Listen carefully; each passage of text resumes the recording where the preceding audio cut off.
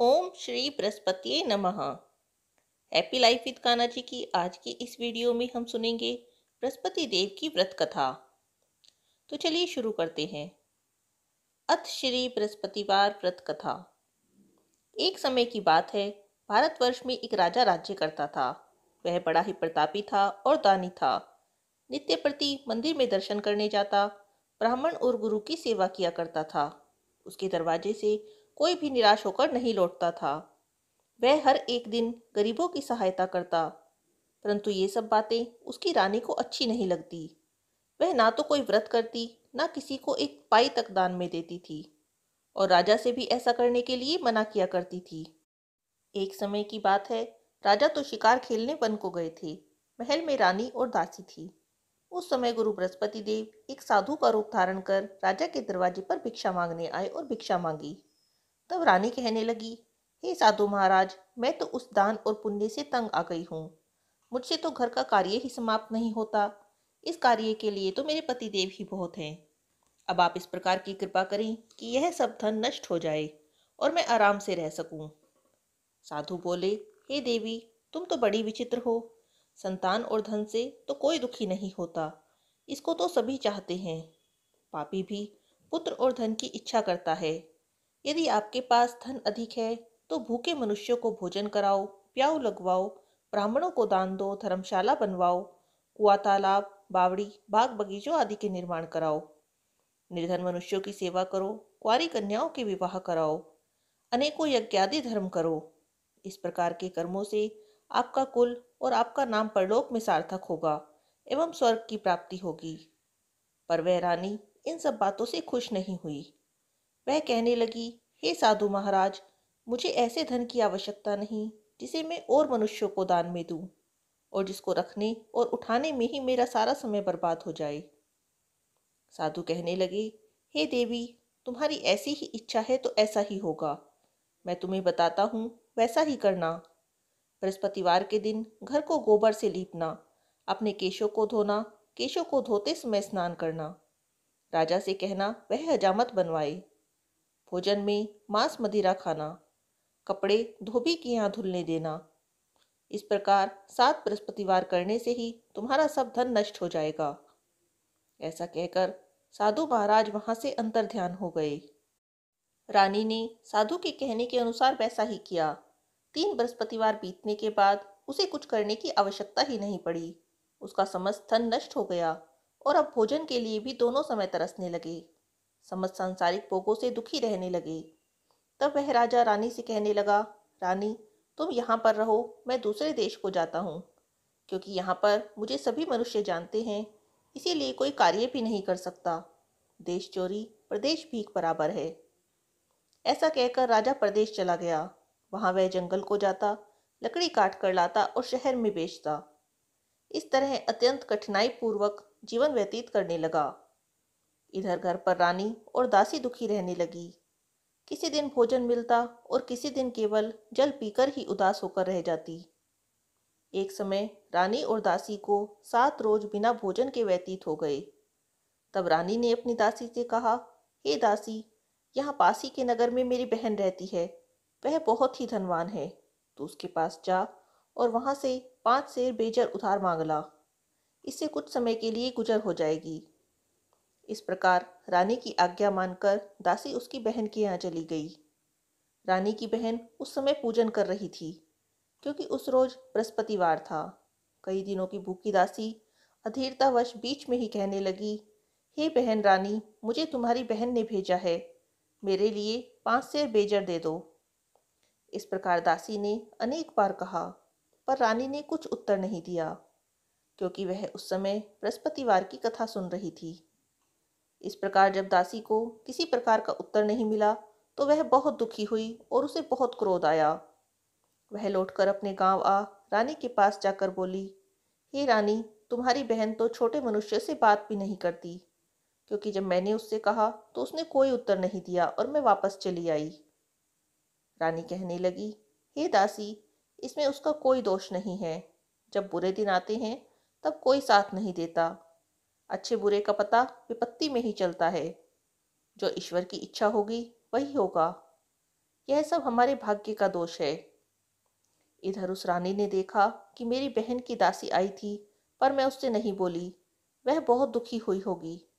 यह सोच कथा को सुन विष्णु भगवान का पूजन कर वह रानी बहन के घर चल दी और जाकर अपनी बहन से कहने लगी, हे बहन, मैं बृहस्पतिवार का व्रत कर रही थी, तुम्हारी दासी गई, पर जब तक कथा होती है तब तक ना उठते हैं और ना ही बीच में बोलते हैं, इसीलिए मैं उससे नहीं बोली। कहो दासी क्यों गई थी? रानी बोली, बहन, हमारे अनाज नहीं था। वैसे तुमसे कोई बात छिपी नहीं है, इसी कारण मैंने दासी को तुम्हारे पास 5 सेर बेचर उधार मांगने के लिए भेजा था। ऐसा सुनकर रानी की बहन को बहुत दुख हुआ। उसने सोचा, यदि मैंने इसे उधार दिया तो उसे चुकाने की चिंता में मेरी बहन को और कष्ट होगा। रानी बोली, बहन देखो, बृहस्पति भगवान सबकी मनोकामना पूर्ण करते हैं। देखो, शायद तुम्हारे घर में भी अनाज रखा हो। इस प्रकार का वचन जब रानी ने सुना तो वह घर के अंदर गई और उसे वहां एक खड़ा भेजर का बड़ा मिल गया। तब तो वह रानी और दासी बहुत खुश हुई और दासी कहने लगी, हे रानी देखो, वैसे जब हमको नहीं मिलता तब हम रोज ही व्रत करते हैं, लेकिन अगर इनसे व्रत की कथा और विधि पूछ ली जाए तो उसे हम भी किया करेंगे। तब उस रानी ने अपनी बहन से पूछा कि हे बहन, बृहस्पतिवार के व्रत की कथा और व्रत कैसे किया जाता है? तब रानी की बहन ने कहा, गुरुवार के व्रत में चने की दाल मुनक्का से भगवान विष्णु का केले की जड़ में पूजन करें और दीपक जलाएं, पीला भोजन करें। इस प्रकार करने से गुरु भगवान प्रसन्न होते हैं, अन्न पुत्र धन देते हैं और मनोकामना पूर्ण करते हैं। इस प्रकार रानी और दासी दोनों ने निश्चय किया कि बृहस्पति भगवान का पूजन जरूर करेंगे। 7 रोज बाद जब बृहस्पतिवार आया तो उन्होंने व्रत रखा। गुड़साल में जाकर चना और गुड़ बीन लाई। श्रद्धा पूर्वक बृहस्पति देव और भगवान विष्णु का पूजन किया। अब भोजन पीला कहाँ से आए? बेचारी बहुत दुखी हुई, पर उन्होंने व्रत किया था, इस कारण गुरु भगवान प्रसन्न थे। 2 थालों में सुंदर पीला भोजन लेकर आए तो दासी भोजन पाकर बड़ी प्रसन्न हुई और रानी से कहने लगी, चलो रानी जी, भोजन कर लो। रानी को इस विषय में कुछ भी पता नहीं था, इसीलिए जब वह दासी से कहने लगी, हे दासी, तू ही भोजन कर, तू हमारी व्यर्थ में हंसी उड़ाती है। तब दासी बोली, एक महात्मा भोजन दे गया है। रानी कहने लगी, वह भोजन तेरे लिए ही दे गया है, तू ही भोजन कर। तब दासी कहने लगी, वह महात्मा हम दोनों के लिए 2 थालों में भोजन दे गए हैं, इसीलिए हम और तुम दोनों साथ साथ भोजन करेंगी। इस प्रकार रानी और दासी दोनों ने गुरु भगवान को नमस्कार कर भोजन प्रारंभ किया। अब मैं प्रत्येक बृहस्पतिवार को गुरु भगवान का व्रत और विष्णु भगवान का पूजन करने लगी। बृहस्पति भगवान की कृपा से फिर रानी और दासी के पास धन हो गया। रानी फिर उसी प्रकार आलस्य करने लगी। तब दासी बोली, देखो रानी, तुम पहले भी इसी प्रकार आलस्य करती थी, तुम्हें धन के रखने में कष्ट होता था, इसीलिए सब धन नष्ट हो गया। अब गुरु भगवान की कृपा से धन मिला है तो तुम्हें फिर आलस्य होता है। बड़ी मुसीबतों के बाद हमने यह धन पाया है, इसीलिए हमें दान पुण्य करना चाहिए। भूखे मनुष्यों को भोजन कराओ, प्याऊ लगवाओ, ब्राह्मणों को दान दो, कुआं तालाब बावड़ी आदि का निर्माण कराओ, मंदिर पाठशाला बनवा कर दान दो, कुंवारी कन्याओं का विवाह कराओ, इससे पितृ प्रसन्न होंगे। तब रानी ने इसी प्रकार के कर्म करने प्रारंभ कर दिए तो उसका काफी यश फैलने लगा। इधर राजा प्रदेश में प्रतिदिन लकड़ी जंगल से बीन कर लाता, उन्हें शहर में बेचकर अपने दुखी जीवन को बड़ी कठिनता से व्यतीत कर रहा था। एक दिन राजा दुखी हो जंगल में बैठा अपनी पुरानी बातों को याद करके रोने लगा। तब उस जंगल में से बृहस्पति देव एक साधु का रूप धारण करके आ गए और राजा के पास आकर बोले, हे लकड़हारे, तुम इस सुनसान जंगल में किस चिंता में बैठे हो, वह मुझे बताओ। यह सुनकर राजा के नेत्रों में जल भर आया। साधु को वंदना करके राजा कहने लगा, हे प्रभु, आप सब कुछ जानते हो। इतना कहकर राजा ने साधु को अपनी सारी कहानी बता दी। महात्मा दयालु होते हैं, उससे बोले, हे राजा, तुम्हारी स्त्री ने बृहस्पति देव का अपराध किया था, जिस कारण तुम्हारी यह दशा हुई। अब तुम किसी प्रकार की चिंता मत करो, भगवान तुम्हें पहले से अधिक धन देंगे। देखो, तुम्हारी स्त्री ने भी गुरुवार का व्रत आरंभ कर दिया है। तुम मेरा कहा मानकर बृहस्पतिवार का व्रत करके चने की दाल गुड़ जल को लोटे में डालकर केले का पूजन करो। फिर कथा कहो और सुनो। भगवान तुम्हारी सब मनोकामनाओं को पूर्ण करेंगे।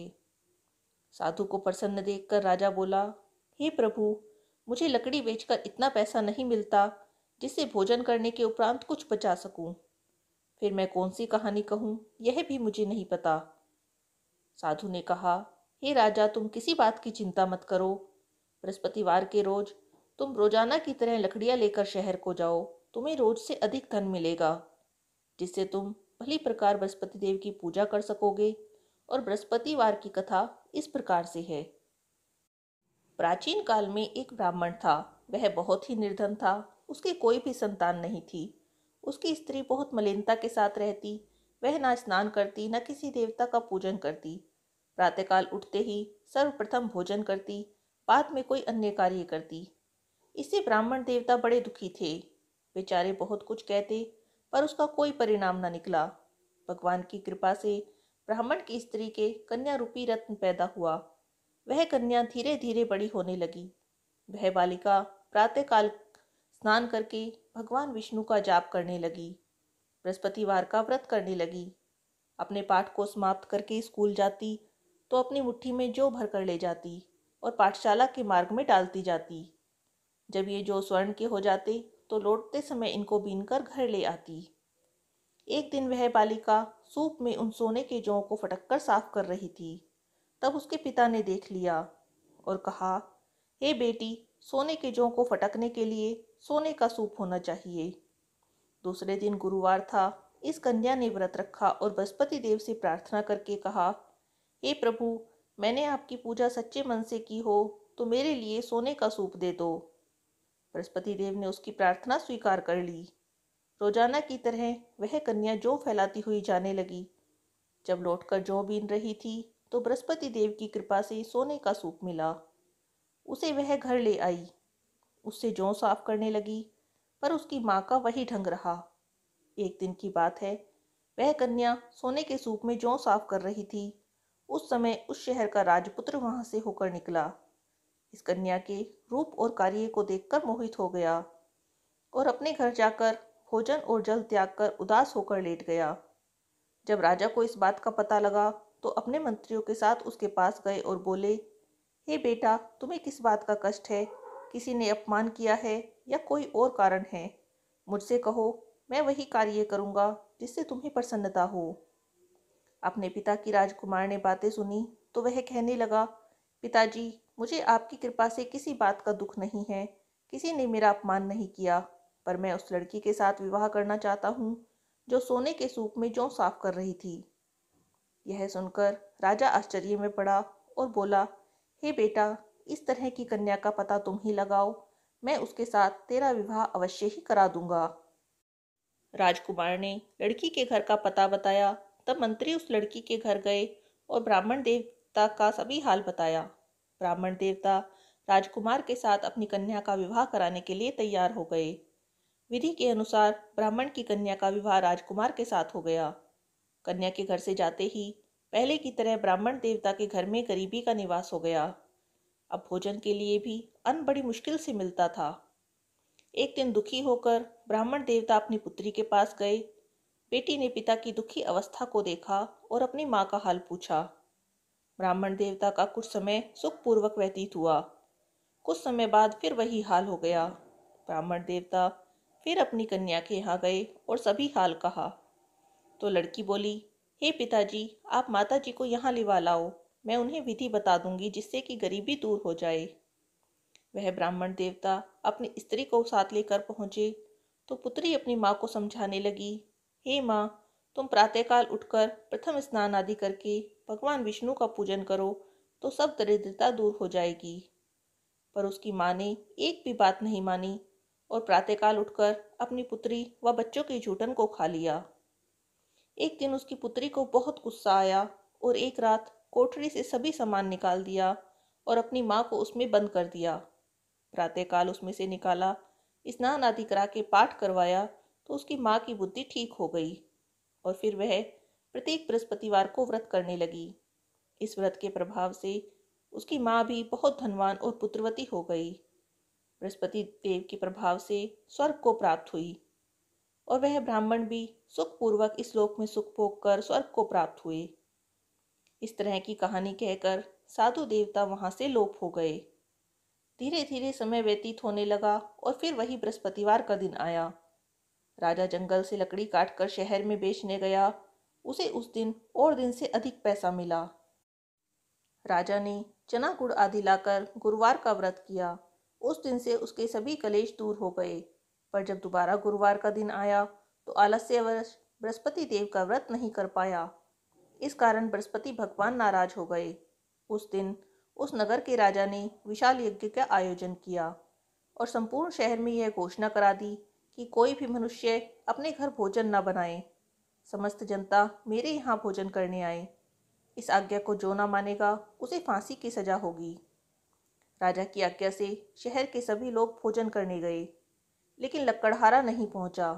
राजा स्वयं उसको अपने साथ ले गए और ले जाकर उसे भोजन करा रहे थे। तभी रानी की दृष्टि उस लकड़हारे के निकट लगी खूंटी पर पड़ी जिस पर कि उसका हार लटका हुआ था।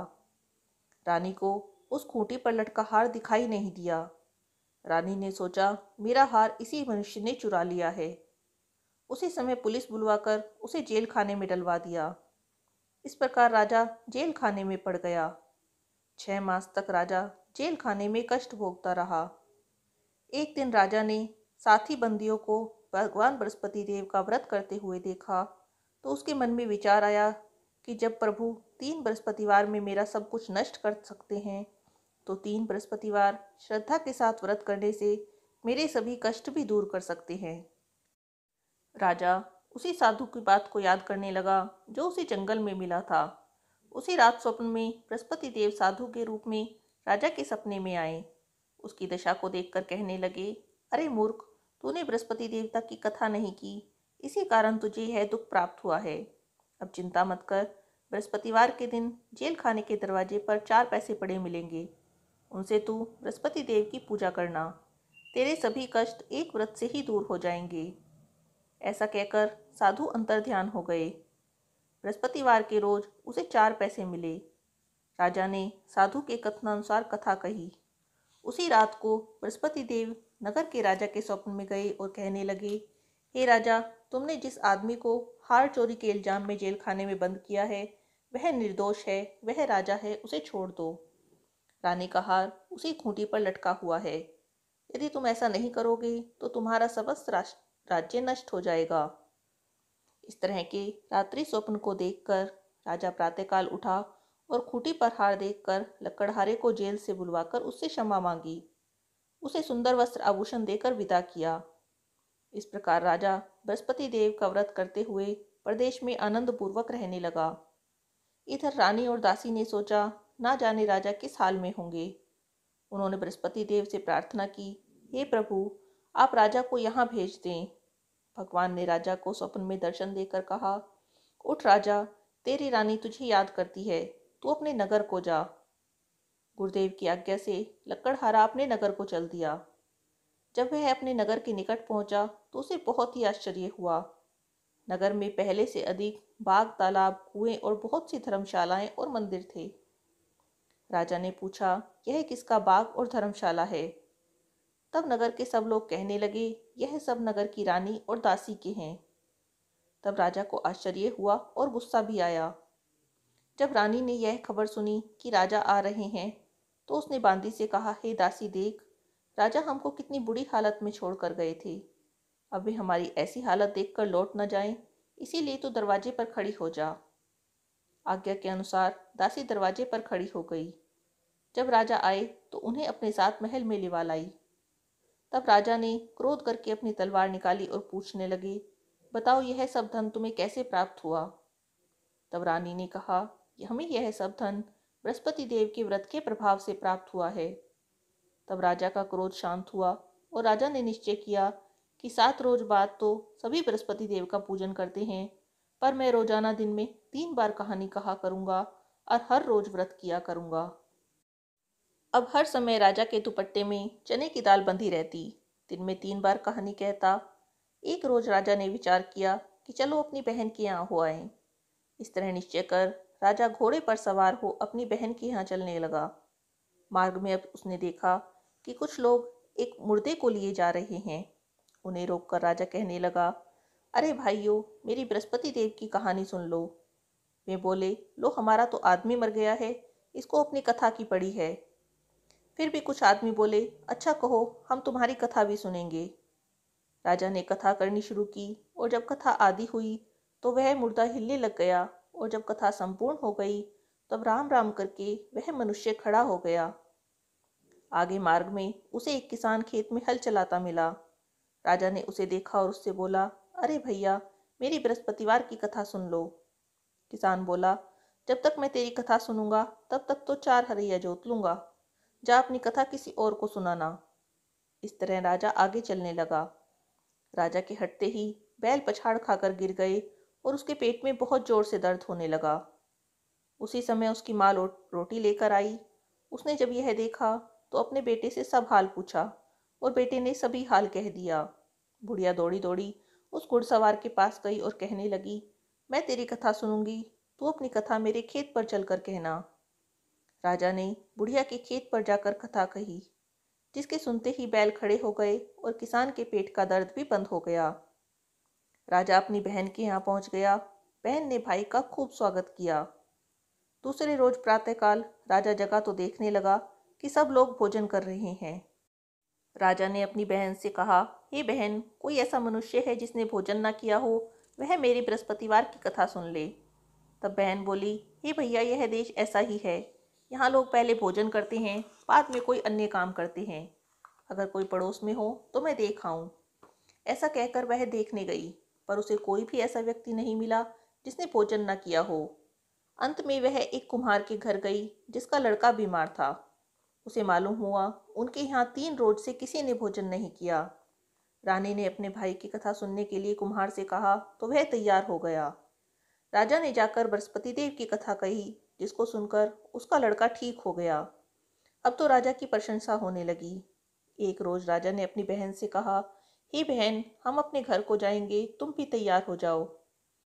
राजा की बहन ने अपनी सास से कहा। सास बोली, हाँ चली जा, पर अपने बच्चों को मत ले जाना, क्योंकि तेरे भाई की कोई औलाद नहीं होती है। बहन ने अपने भाई से कहा, भैया मैं तो चलूंगी, पर कोई बालक नहीं जाएगा। राजा बोला, जब कोई बालक नहीं जाएगा तब तुम ही क्या करोगी। बड़े दुखी मन से राजा अपने नगर को लौट आया। राजा ने जाकर अपनी रानी से कहा, हम निर्वंशी राजा हैं, हमारा तो मुख देखने का भी धर्म नहीं है और कुछ भोजन आदि नहीं किया। रानी बोली, हे प्रभु, बृहस्पति देव ने हमें सब कुछ दिया है, हमें संतान अवश्य देंगे। उसी रात बृहस्पति देव ने राजा को स्वप्न में कहा, हे राजा उठ, सभी सोच को त्याग दे, तेरी रानी गर्भ से है। राजा को यह बात सुनकर बहुत खुशी हुई। 9वें महीने उसके गर्भ से एक बहुत सुंदर पुत्र पैदा हुआ। तब राजा बोला, हे रानी, स्त्री बिना भोजन के रह सकती है, बिना कहे नहीं रह सकती। जब मेरी बहन आए तो तुम उससे कुछ मत कहना। रानी ने सुनकर हाँ कर दिया। जब राजा की बहन ने यह शुभ समाचार सुना तो वह बहुत खुश हुई। बधाई लेकर अपने भाई के यहाँ आई। तब रानी ने कहा, घोड़ा चढ़कर तो नहीं आई, गधा चढ़ी आई। राजा की बहन बोली, भाभी, मैं इस प्रकार न कहती तो तुम्हें औलाद कैसे मिलती। बृहस्पति देव ऐसे ही हैं, जैसी जिसके मन में कामना है सभी को पूर्ण करते हैं। जो सद्भावना पूर्वक बृहस्पतिवार का व्रत करता है, कथा पढ़ता है, सुनता है, दूसरों को सुनाता है, बृहस्पति देव उसकी सभी मनोकामनाएं पूर्ण करते हैं। भगवान बृहस्पति देव उसकी सदैव रक्षा करते हैं। संसार में सद्भावना से बृहस्पति भगवान का पूजन जो सच्चे हृदय से करते हैं तो वह उनकी सभी मनोकामनाएं पूर्ण करते हैं। जैसी सच्ची भावना से राजा और रानी ने उनकी कथा का गुणगान किया तो उनकी सभी इच्छाएं बृहस्पति देव जी ने पूरी की। हृदय से उनका मनन करते हुए जयकारा बोलना चाहिए। बोलो बृहस्पति देव की जय, विष्णु भगवान की जय।